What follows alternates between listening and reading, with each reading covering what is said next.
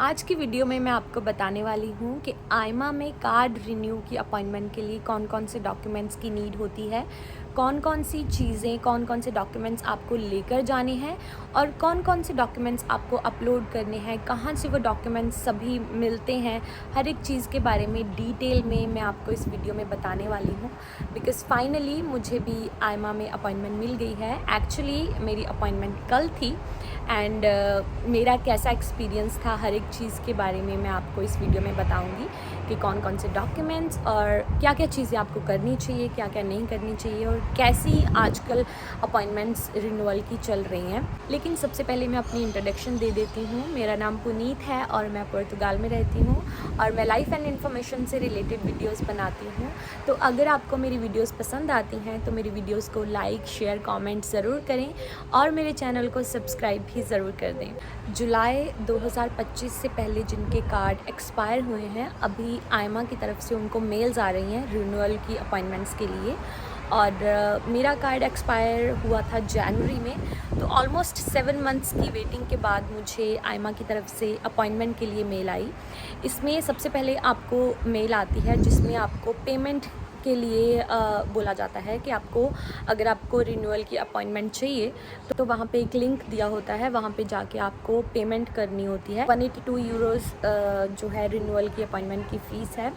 अगर आपकी भी जो कार्ड है वो जुलाई 2025 से पहले एक्सपायर हो गया है और आपको अभी तक आइमा की तरफ से कोई मेल नहीं आई है, सो आई वुड सजेस्ट कि मैं आपको लिंक डिस्क्रिप्शन बॉक्स में दे दूँगी, वहाँ पे जाके आप रजिस्टर ज़रूर करें तो आपको भी जल्दी मेल आ जाएगी अगर आपका कार्ड एक्सपायर हो गया है पहले से।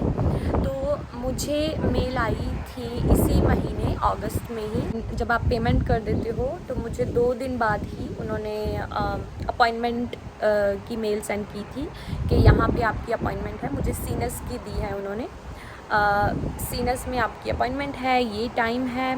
और उसके बाद उसी मेल में आपको डॉक्यूमेंट्स जहाँ पे अपलोड करने हैं वो लिंक दिया होता है और उसमें लिखा होता है कि आपको ये डॉक्यूमेंट्स अपॉइंटमेंट पे आने से पहले आपको ये अपलोड करने हैं, मतलब वहाँ पे पहुँचने से पहले आपको ये सारे डॉक्यूमेंट्स वहाँ पे अपलोड होने चाहिए। तो डॉक्यूमेंट्स जब आप उस लिंक पे क्लिक करेंगे, आप अपना पासवर्ड डालेंगे और अपनी आईडी ओपन कर लेंगे।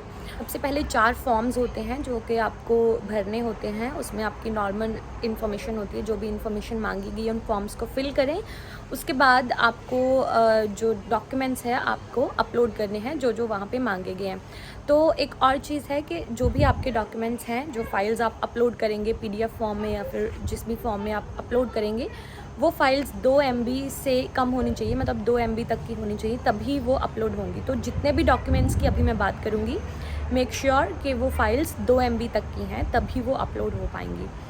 एंड सबसे पहला उसमें डॉक्यूमेंट होगा जैसे पासपोर्ट को आपको स्कैन करना है। आप अपने फ़ोन में स्कैन कर सकते हैं या फिर कैसे भी स्कैन करके उसकी PDF फाइल बनाकर उसे आप अपलोड करें, 2 MB तक का हो।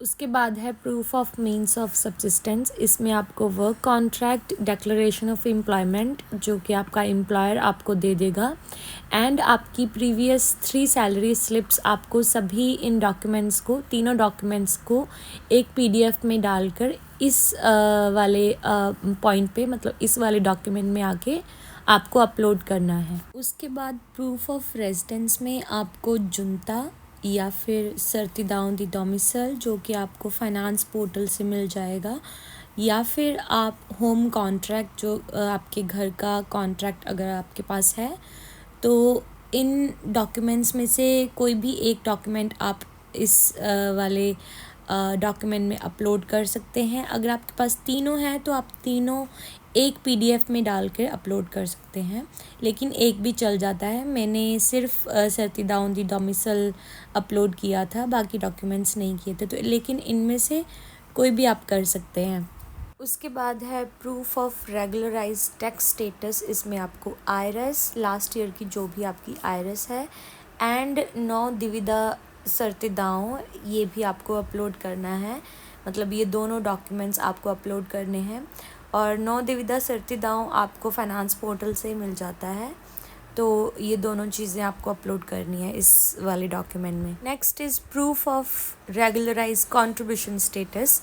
इसमें आपको सुग्रांसा सुशाल से टैक्स एक्सट्रैक्ट निकलवाना है एंड यहाँ से भी आपको सुग्रांसा सुशाल का भी 9 दुविधा सर्तिदाओं आपको चाहिए होगा, जो कि सुग्रांसा सुशाल के पोर्टल से मिल जाएगा या फिर आप वहाँ पे जाकर भी ले सकते हैं। तो ये दोनों डॉक्यूमेंट्स इस वाले डॉक्यूमेंट में अपलोड होंगे। इकट्ठे करके आपको एक फ़ाइल में बनाकर उनको यहाँ पे अपलोड करना है। नेक्स्ट वाले पॉइंट में आपको एक फॉर्म अपलोड करना है जिसका लिंक मैं डिस्क्रिप्शन बॉक्स में दे दूँगी।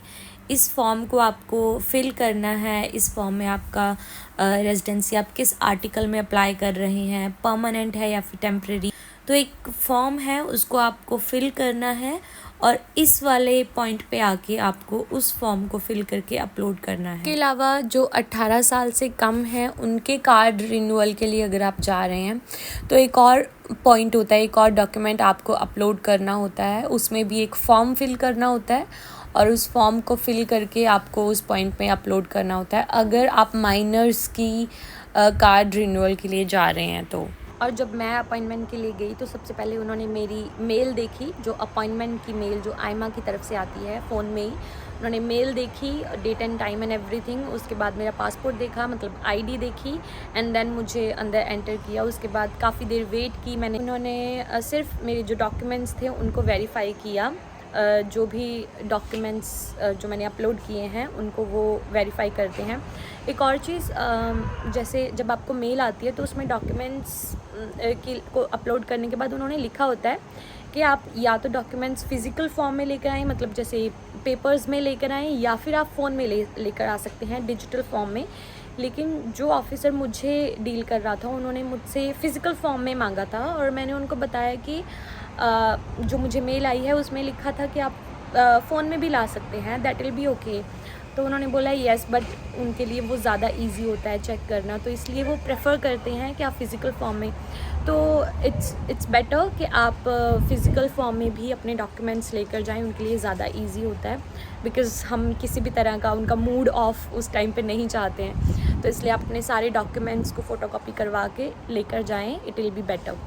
और उसके बाद वहाँ पे उन्होंने सिर्फ मेरे डॉक्यूमेंट्स वेरीफ़ाई किए, जो भी मैंने इन्फॉर्मेशन फिल की थी वो वेरीफ़ाई की। उसके बाद मेरी फ़ोटो हुई, पिक्चर मतलब उन्होंने पिक्चर क्लिक की एंड बायोमेट्रिक हुए, दैट्स इट। और 5-10 मिनट का ही काम होता है, तो ज़्यादा टाइम अपॉइंटमेंट के लिए नहीं लगता है। So that was it. जिनकी भी अपॉइंटमेंट आने वाली है तो उनके साथ ये वीडियो ज़रूर शेयर करें।